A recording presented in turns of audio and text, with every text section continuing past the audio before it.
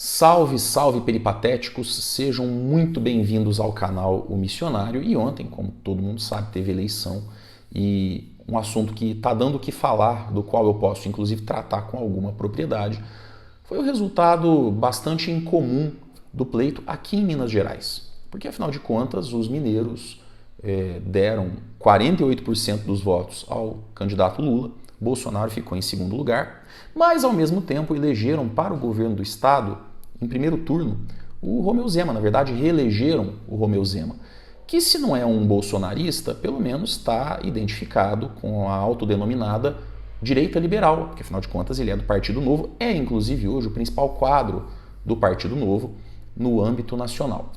Além disso, os mineiros também elegeram para o Senado o Cleitinho, que era, na ocasião, era até ontem o candidato do Bolsonaro para o Senado Federal aqui em Minas, e o deputado federal, candidato a deputado federal mais votado aqui em Minas Gerais, o Nicolas, era um candidato identificado com aquilo que se chama de conservadorismo, identificado com o bolsonarismo. E ninguém está entendendo absolutamente nada, porque afinal de contas, como é que os mineiros dão voto para o Lula, mandam lá o Lula para o segundo turno com 48% dos votos e no âmbito estadual escolhem candidatos identificados com o bolsonarismo. Bom, isso pode ser explicado de diferentes maneiras e, na verdade, eu até acho que elas se complementam. A primeira questão, o primeiro ponto, que é um assunto, inclusive, que eu já tratei, do qual eu já tratei aqui no canal em mais de uma ocasião, é o fato de que o brasileiro ele não é muito racional na escolha do seu voto. Ele não é muito ligado nessa coisa da ideologia partidária. O brasileiro, quando vota, especialmente quando ele vota para cargos do Poder Executivo, ele vai muito mais pela sua identificação pessoal com o candidato do que pela ideologia partidária, político-partidária que esse candidato representa. Isso se deve basicamente por duas razões. Primeiro, porque no Brasil, os partidos políticos, de maneira geral, não têm essa coerência identitária. Se em algum momento a gente teve isso, foi lá no passado, lá no segundo reinado, quando a gente tinha um partido conservador, tinha um partido liberal. Hoje a gente não tem mais, com algumas poucas exceções. Os partidos políticos brasileiros não têm esse vínculo identitário, não tem um programa de governo, uma proposta ou um estatuto muito claro em matéria de ideologia política. E o segundo ponto, que na verdade é uma consequência do primeiro, é que o eleitorado brasileiro não está acostumado com essa dinâmica de votar em partidos em função das ideologias que esses partidos representam. Então, por exemplo, nas eleições legislativas lá do Reino Unido, você tem lá o Partido Conservador e o Partido Trabalhista, que são os dois principais hoje, já foi o liberal, o conservador e o liberal, mas o Partido Conservador ele tem uma cartilha conservadora, ele tem um programa de governo identificado com as propostas, com os projetos do conservadorismo. O Partido Trabalhista, a mesma coisa. Lá nos Estados Unidos tem o Partido Republicano, que tem uma agenda republicana, que defende princípios identificados com a história do republicanismo. Lá a mesma coisa o Partido Democrata, no seu âmbito de ação, no campo das suas ideias. Então os eleitores desses países estão acostumados a construir uma identidade, um vínculo com partidos, com programas partidários, que o brasileiro não tem, justamente por conta dessa falta de coerência que os partidos muitas vezes acabam mantendo ao longo da sua história. Então esse primeiro ponto ajuda a entender a razão pela qual muitas vezes o eleitorado brasileiro acaba indo muito mais pela personalidade do candidato do que pelo partido ou pelas ideias que esse candidato representa.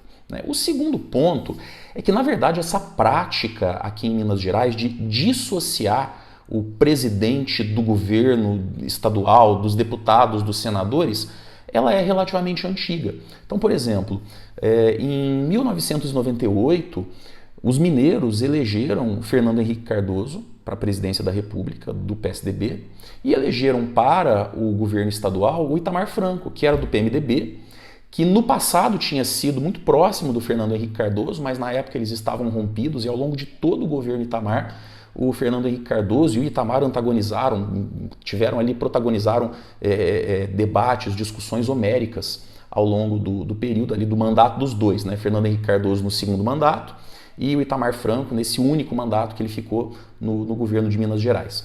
Depois, em 2002, os mineiros elegeram para o governo de Minas o Aécio Neves, e elegeram para a presidência da República o Lula. Quer dizer, o Aécio do PSDB e o Lula do PT. E até alguns falaram, como eu escutei hoje, né, na escola, enquanto eu estava comentando sobre isso com os meus alunos, Renan, mas é aquela história do teatro das tesouras. PT e PSDB são duas faces da esquerda e tal. Tudo bem, tem essa teoria, ela tem o seu fundamento, mas naquele momento, na cabeça do eleitor, PT e PSDB eram partidos antagônicos, representavam interesses antagônicos na cabeça do eleitor. E nem por isso o mineiro deixou de colocar no governo um tucano, um PSDBista e um petista na presidência. O que, aliás, se repetiu em 2006. Em 2006, os mineiros novamente elegeram Lula para a presidência da República e depois, na mesma eleição, no mesmo processo eleitoral, reelegeram Aécio Neves para o governo. Na verdade, ao longo da história recente das eleições nacionais, somente em 2014, a eleição estadual em Minas replicou o resultado eleitoral nacional, que foi quando os mineiros escolheram a Dilma, elegeram a Dilma no segundo turno, e elegeram para o governo do estado o petista Fernando Pimentel. Ou seja, essa coisa de dissociar governo, eleição para governo federal e eleição para governo estadual, colocar ali partidos antagônicos, já é meio que uma tradição nas eleições aqui em Minas Gerais. E um terceiro ponto é que os mineiros, o estado de Minas Gerais, ele tem uma diversidade interna, uma dinâmica interna bastante interessante, porque a gente tem o norte de Minas, que é muito parecido com o nordeste do Brasil, a gente tem o Triângulo Mineiro, que é muito parecido com o centro-oeste, a gente tem o sul de Minas, que é a minha região, a região em que eu vivo, que é muito parecida com São Paulo, a gente tem a Zona da Mata Mineira, que é muito próxima, muito semelhante ao Rio de Janeiro e Espírito Santo. Cada uma dessas regiões tem a sua própria dinâmica econômica, a sua própria realidade social. E a gente tem a região central, que eu costumo brincar ali, região de Belo Horizonte, Ouro Preto, cidades históricas, que é quase que uma realidade, um país ou uma nação à parte. Então, essa dinâmica interna do estado de Minas Gerais, essa grande diversidade de interesses, de realidades socioeconômicas, contribui também para esse tipo de resultado. Então, muita gente fica falando, teve fraude, onde já se viu, elegeram, deram a maior parte dos votos para o Lula, Lula ganha no mesmo estado em que Zema ganha, em que Cleitinho ganha. Na verdade, gente, não é bem assim.